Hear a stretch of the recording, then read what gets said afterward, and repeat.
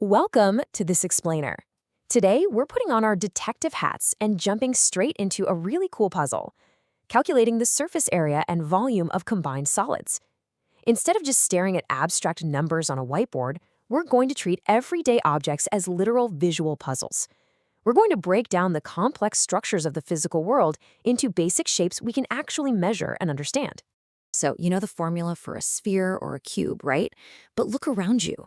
The real world doesn't perfectly fit into textbook categories. How do we mathematically tackle the completely irregular objects we interact with every single day? Take a look at a transport truck carrying a container. We see these on the highway all the time, right?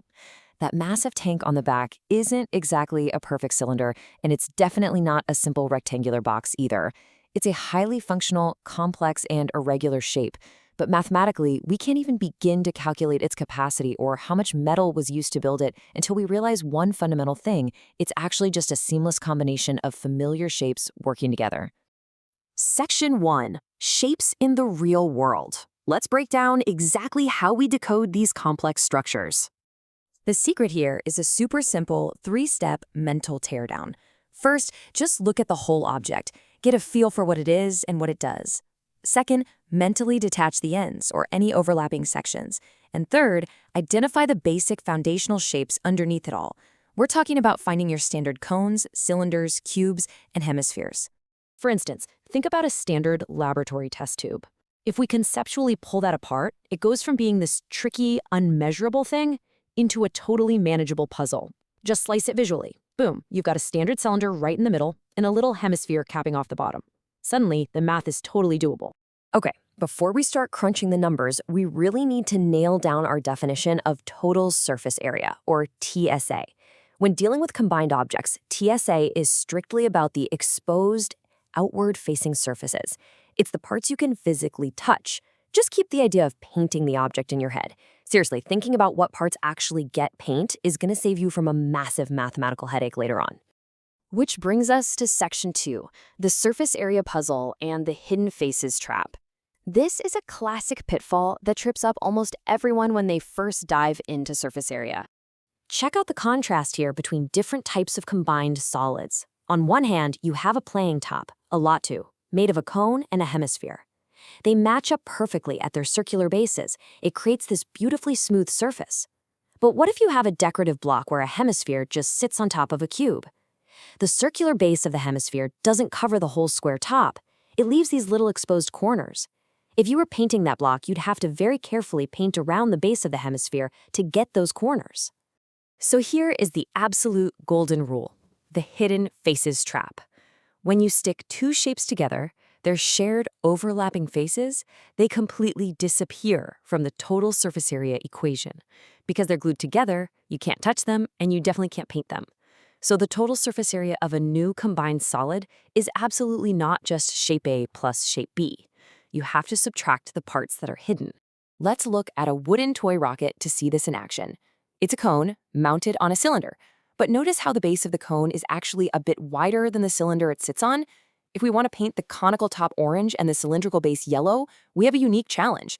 To figure out the orange paint, we take the curved surface area of the cone, add the area of its base, but then, and this is absolutely crucial, we have to subtract the exact circular area where the cylinder attaches. That leaves this tiny, ring-shaped sliver of exposed wood tucked right underneath the cone that still needs to be painted orange. All right, exterior mastered. But what if we don't care about painting the outside?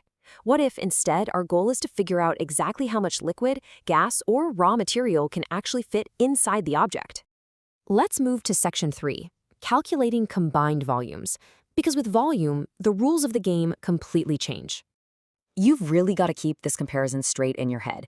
With surface area, as we just saw, joining pieces actually removes those shared surfaces from your math. You lose area. But volume? Joining pieces simply adds their internal capacities together. Faces don't vanish here. Physical space just straight up adds or subtracts. It's incredibly straightforward. Take an industry shed, for example. You've got a massive rectangular cuboid for the main workspace, topped off with a half cylinder for the roof. If we want to find the maximum volume of air this shed can hold, there are zero hidden face traps to stress about. None. We just find the internal volume of the rectangular cuboid base, find the volume of the half-cylinder roof, and simply add them directly together. Nice, easy addition. But wait. Our detective work isn't quite over yet.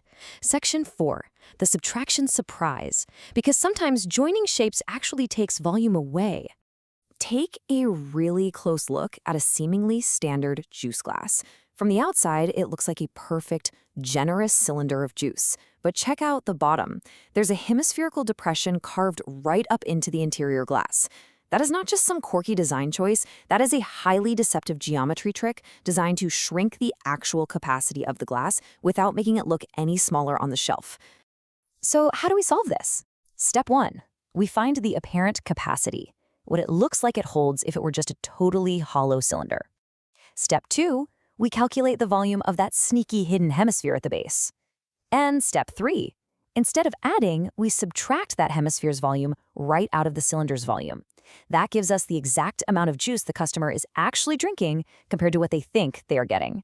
And the beauty of this is we can apply these exact same principles, combining cylinders and hemispheres, to figure out surprisingly complex things, like, say, calculating precisely how much sugar syrup is soaking inside a giant jar of 45 gulab jamuns.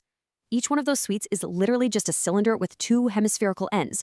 Find the volume of one, multiply by 45, calculate your 30% syrup content, and you're done. The math scales up perfectly no matter how delicious the puzzle gets. We've covered some serious ground today, from the hidden faces on toy rockets to the deceptive volumes of juice glasses. So now that you've got these tools to decode the geometry of the physical world, I have a challenge for you. Next time you look at a building, a delivery truck, or even just your morning coffee mug, try to break it down. What hidden foundational shapes are working together to build the world right in front of you?